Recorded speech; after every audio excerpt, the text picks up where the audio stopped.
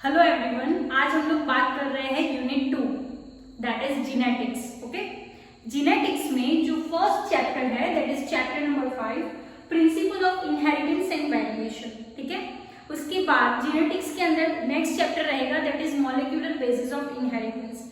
दोनों chapter exam के point of view के लिए बहुत ज्यादा इंपॉर्टेंट है। सब्जेक्टिव में भी उसमें से क्वेश्चंस आते हैं एंड अगेन नीट के पेजेस पे ये जेनेटिक्स का पोर्शन बहुत ज्यादा इंपॉर्टेंट है, जिसमें करीबन 8 से लेकर 12 एमसीक्यूज रहते हैं। ठीक है, सो हम लोग बात कर रहे हैं जेनेटिक्स की। तो सबसे पहले हम लोग बात कर रहे हैं कि व्हाट इज जेनेटिक्स, जेनेटिक्स क्या होता है।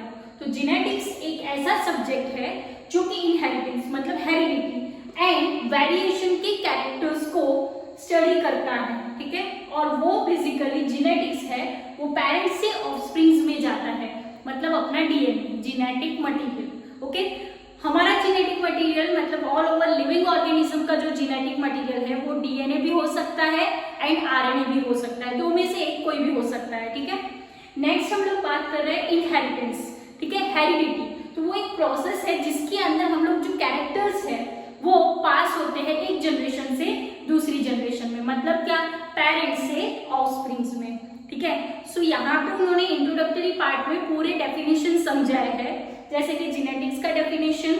ठीक है, वो एक ऐसा सब्जेक्ट है जो कि डील किसको कर रहा है, इनहेरिटेंस एंड वेरिएशन को।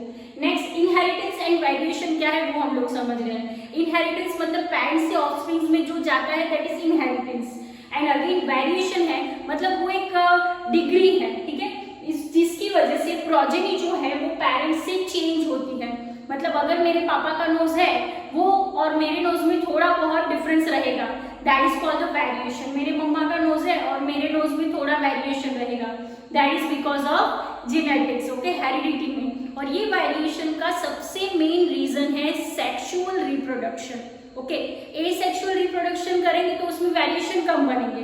क्यों कम बनेंगे? क्योंकि गैमेट्स नहीं बनते थे। ठीक है, लेकिन जब मैं बात कर रही हूँ सेक्सुअल रिप्रोडक्शन की तो उसके अंदर क्या होगा, मियोसिस प्रोसेस होगा, क्रोमोसोम के नंबर हाफ होंगे और उसके बाद जो एक्स्ट्रा एडिशनली ये क्रोमोसोम्स कंबाइन होंगे और कुछ नया कॉम्बिनेशन देंगे। सो वेरिएशन सेक्सुअल रिप्रोडक्शन में सबसे ज्यादा देखने के लिए मिलता है। ओके, नेक्स्ट उन्होंने समझाया कि पहले के टाइम पे हम लोग कॉम्बिनेशंस कैसे करते थे। फॉर एग्जाम्पल, पहले के टाइम पे अगर मुझे कोई हाई मिल्क यील्डिंग काउ चाहिए थी तो हम लोग कैसे कॉम्बिनेशन करते थे, तो दैट इज आर्टिफिशियल, रैंडम। ठीक है, कि ये गाय है, ये काउ है, उसका मिल्क प्रोडक्शन अच्छा है, ये ऑक्स है, उसका फिजिकल अच्छा है, तो उनका रैंडम मैटिंग करवाते थे, आर्टिफिशियल। ठीक है, that is artificial selection, randomly. Okay, for the domestication मतलब क्या, what is the meaning of domestication, कि वो मुझे मिल्क अच्छा दे, उसका फिजिक अच्छा हो तो मैं उसको फार्मिंग में यूज करूं। ठीक है, तो वो सारी प्रोसीजर में हम लोग आर्टिफिशियल सिलेक्शन या फिर रैंडम सिलेक्शन करते थे, लेकिन उसका प्लस पॉइंट भी मिल जाता, माइनस पॉइंट। काफी सारी बार बहुत अच्छी ब्रीड मिल जाती थी, लेकिन काफी सारी बार क्या होता था, अच्छी ब्रीड ना मिले, खराब ब्रीड मिले, तो उसमें क्या कर सकते हैं अपन, उसको सर्वाइव तो रखना ही पड़ेगा, तो वो अपना लॉस हो गया। तो ये कंडीशन में हम लोग डिजायर्ड कैरेक्टर से कॉम्बिनेशन करवा सकते हैं एंड आर्टिफिशियल उसको प्रोड्यूस कर सकते हैं with the help of combinations. Okay, कि ये प्लांट है, सपोज कि 2 मैंगो के ट्री है, तो एक मैंगो का ट्री फ्रूट बहुत बड़ा देता है और दूसरा मैंगो के ट्री का फ्रूट जो है वो स्वीट है, तो ये दोनों कॉम्बिनेशन को मैं कंबाइन कर सकती हूँ with the help of genetics. लेकिन ये जेनेटिक्स कौन से प्रिंसिपल पे वर्क करता है, कैसे काम करता है, डीएनए की सीक्वेंस में क्या होता है, वो सारी चीजें हम लोग ये चैप्टर में पढ़ने वाले हैं। ओके, तो ये जेनेटिक्स जो है वो किससे स्टडी किया। ठीक है, तो सबसे पहले हम लोग बात कर रहे हैं फादर ऑफ जेनेटिक्स। तो फादर ऑफ जेनेटिक्स वो इज मेंडल। ओके, जिसका पूरा नाम है ग्रेगर जोहान मेंडल। ओके, उनका जो बॉर्न ईयर था दैट इज 1822। ओके, और डेथ ईयर था दैट इज 1884। ओके, तो उन्होंने अपने 62 इयर्स के लाइफ स्पैन के अंदर सबसे इंपॉर्टेंट डिस्कवरी दी थी, दैट इज व्हाट, उन्होंने जो एक्सपेरिमेंट किया था जेनेटिक्स का, तो वो उन्होंने यूज किया था garden pea. Okay, garden pea plant जिसका साइंटिफिक नेम है पाइसम सटाइवम। ओके, तो सबसे पहले ये क्वेश्चन आता है कि हम लोग क्यों पढ़ रहे हैं जेनेटिक्स, क्या जरूरत है जेनेटिक्स पढ़ने की। तो हम लोग बोलते हैं कि भाई डिजीज हम लोग को पता चले, कोई हेरिडिटी में आती है तो वो डिजीज को तुरंत आइडेंटिफाई कर सकते हैं, ठीक है। उसके ट्रीटमेंट के लिए हम लोग को कुछ पता चले, जैसे कि इमेजिन करो कि अभी कोरोना वायरस है तो उसकी वैक्सीन बनाने में हम लोग क्या कर रहे हैं, जेनेटिक्स ही तो पढ़ रहे हैं, उसके डीएनए की आरएनए की सीक्वेंस ही तो पढ़ रहे हैं। तो यहाँ पे वो समझा रहे हैं कि जेनेटिक्स बहुत ज़्यादा इम्पोर्टेंट है, लेकिन वो ह्यूमन के लिए, ठीक है। Human is a type of animal, तो हमारा पर्पस है कि ह्यूमन को हम लोग प्रोटेक्ट करें। सो ये मेंडल ने क्यों गार्डन पी को पढ़ा, क्या रीजन था कि उसने गार्डन पी प्लांट को पढ़ा, सबसे पहले मेरा ये क्वेश्चन है। सो रीजन इज व्हाट कि गार्डन पी प्लांट, सपोज कि हम लोग ह्यूमन की बात करें, ह्यूमन का जेनेटिक्स में पढ़ना स्टार्ट करो, ठीक है। तो मैं मैक्सिमम 3 to 4 जनरेशन देख सकती हूँ। जैसे कि कोई एक पर्सन है, अब मैं हूँ, ठीक है, तो मैं 22 या 30 पे एक बेबी को बॉर्न करूँ, वो 30 का होगा फिर दूसरे बेबी को, तो हम लोग 3 या 4 जनरेशन की स्टडी कर पाते हैं पूरी लाइफ में, कोई एक पर्सन, ठीक है। सो वो इतना कॉन्फिडेंशियल नहीं होता है। लेकिन अगर मैं दूसरा कोई प्लांट लेती हूँ, फॉर एग्जाम्पल मेंडल ने लिया था पाइसम सटाइवम का प्लांट। सो ये प्लांट जो बेटा था पाइसम सटाइवम का प्लांट, वो 1 साल में 3 प्रोजेनी देता है, मतलब 3 जनरेशन को क्रॉस करता है, ठीक है। सो उसकी वजह से जो मेरे डेटा है वो और ज्यादा कन्फर्म होते हैं। फॉर एग्जाम्पल मैं बात करूँ गार्डन की प्लांट के ऊपर उन्होंने 7 साल अपनी लाइफ के दिए, तो उन्होंने 21 to 25 जनरेशन पढ़ा। अगर आप मान के चलो कि 1 साल में एवरेज 4 जनरेशन है, ठीक है, तो 7 years 7 4 28, तो हम लोग 25 to 28 जनरेशन काउंट करते हैं। ये जनरेशन पढ़ने के बाद उन्होंने ये सारे डेटास को एक्सप्लेन किया।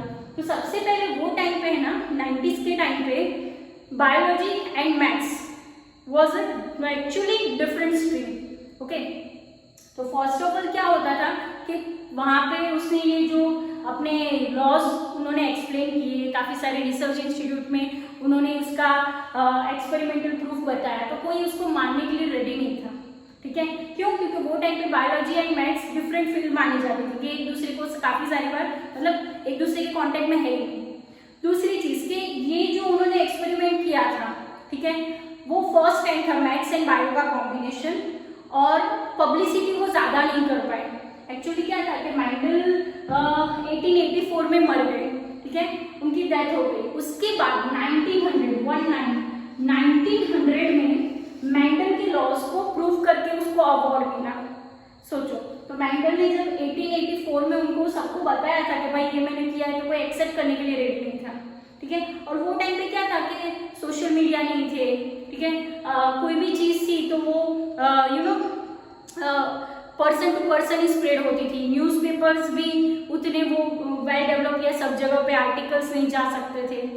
सो ये सारी कॉम्प्लिकेशंस की वजह से मेंडल अपने लॉ को तब एक्सप्लेन नहीं कर पाए। लेकिन 1900 में काफ़ी सारे साइंटिस्ट आए जो हम लोग बाद में देखेंगे, ओके। ये साइंटिस्ट ने मेंडल के लॉ को वापस से एक्सप्लेन किया एंड प्रूव किया कि नहीं मेंडल वाज राइट, ओके। सो सबसे पहले हम लोग ये थोड़ी बहुत मेंडल की हिस्ट्री देखी हम लोगों ने। मेंडल फिजिक्स भी बहुत अच्छे से पढ़ लेते थे। फिजिक्स के टाइम पे उन्होंने वो एक क्रिश्चियन थे और उन्होंने चर्च के अंदर भी काफ़ी सारा टाइम अपनी लाइफ का स्पेंड किया था, ओके।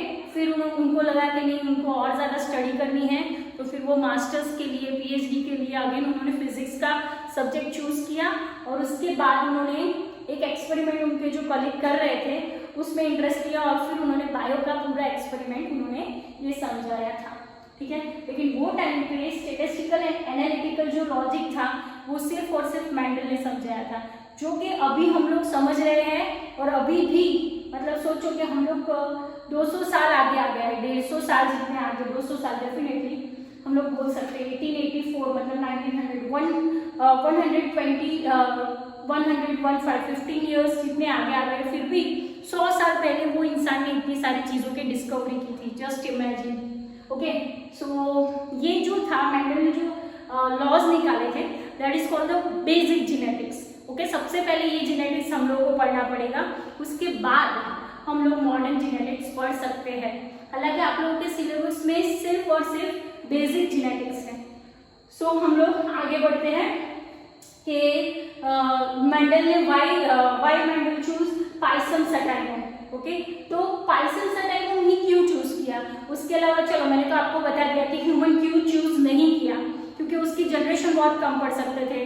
दूसरा कि ह्यूमन के अंदर तो थाउजेंड्स ऑफ कैरेक्टर्स है, वो सारे एक टाइम में और इतने सारे एक साथ में पढ़ना it is quite impossible. So Mendel ने क्या किया कि ह्यूमन के अलावा और पाइसन सेटाइलम ही लिया, जिसका कॉमन नेम है गार्डन ट्री। तो सबसे पहले उसमें होते थे कॉन्ट्रास्टिंग कैरेक्टर, ओके उसमें कॉन्ट्रास्टिंग कैरेक्टर्स थे, मतलब क्या, white and purple, okay, round and wrinkle. तो ये मतलब आप उसको आराम से देख सकते हो। टॉल एंड ड्वार्फ, मतलब 10 फीट की हाइट और 4 फीट की हाइट, तो ये डिफरेंस आप लोग आराम से देख सकते हो, ठीक है।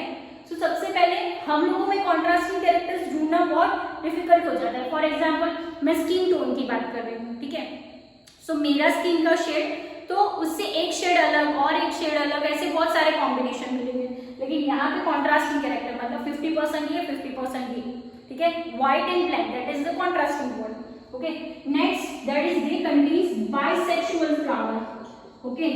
बाइसेक्सुअल फ्लावर की वजह से आप सेल्फ पोलिनेशन भी कर सकते हो एंड क्रॉस पोलिनेशन भी कर सकते हो। देखो अगर सेल्फ पोलिनेशन करोगे तो आपको प्योर ऑफस्प्रिंग्स मिलेगी, एक का एक के अंदर ही, तो वो प्योर होगी। और क्रॉस पोलिनेशन करोगे तो वेरिएशन भी मिलेगा, मतलब दोनों चीजें आपको जानने के लिए यहाँ पे मिल सकती है, ठीक है। Easily manageable, okay, easily manageable मतलब क्या, उसके अंदर इंसेक्टिसाइड्स, पेस्टिसाइड्स या फिर मैं बोलूँ मैन्योर, वो सारी चीजों का खर्चा कम हो सकता था। एंड अगेन लाइफ स्पैन, उसका लाइफ स्पैन भी कम था।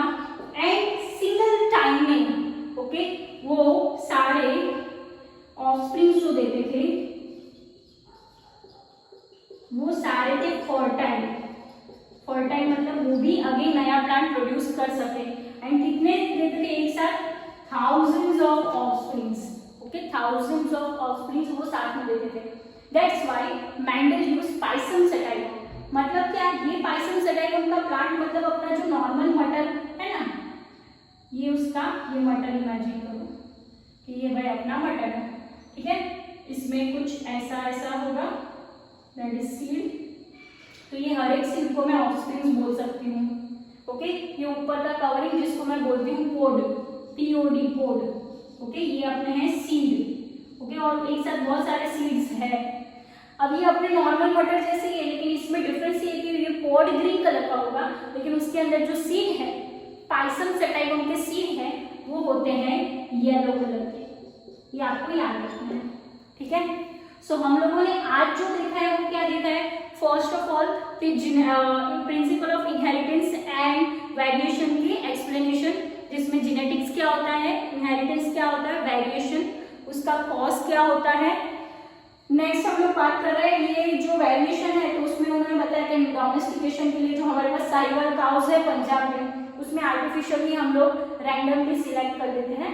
फिर हम लोगों ने देखा कि मैंडल्स लॉ ऑफ इनहेरिटेंस, उसमें सबसे पहले मैंडल का पूरा नाम आपको पूछते हैं, that is Gregor Johann Mendel. उसका बर्थ एंड डेथ ईयर भी पूछते हैं, because he is the father of genetics. हाँ, he is the father of genetics, ये भी नीट की एग्जाम में पूछा जाता है, ओके। नेक्स्ट हम लोग बात करते हैं एक्सपेरिमेंट, उन्होंने गार्डन के ऊपर किया था, कितने साल किया था एंड कौन से ईयर 156 to 163। नेक्स्ट उन्होंने स्टैटिस्टिकल एंड एनालिटिकल डेटा दिए थे। एंड मैंडल ने पाइसन सेटाइलम का प्लांट ही क्यों चूज किया था, that is the reason. Mendel की हम लोगों ने हिस्ट्री देखी, ठीक है। यहाँ तक clear everyone, okay. Next class में हम लोग देखेंगे उसके कॉन्ट्रास्टिंग कैरेक्टर्स, कि मैंडल ने पाइसन सेटाइलम के अंदर कौन से कैरेक्टर्स उन्होंने पढ़े थे, ठीक है। एंड उसके बाद हम लोग लॉ स्टार्ट कर देंगे, ठीक है। सो आप लोग को होमवर्क में जेनेटिक्स, इनहेरिटेंस, वेरिएशन का डेफिनेशन, उसका एक एग्जाम्पल, नेक्स्ट मैंडल की history and why Mendel choose pisum sativum, ये काफी सारी बार 2 मार्क्स में पूछा जाता है, 2 मार्क्स के अंदर, तो ये आपको याद रखना है, ठीक है। Thank you.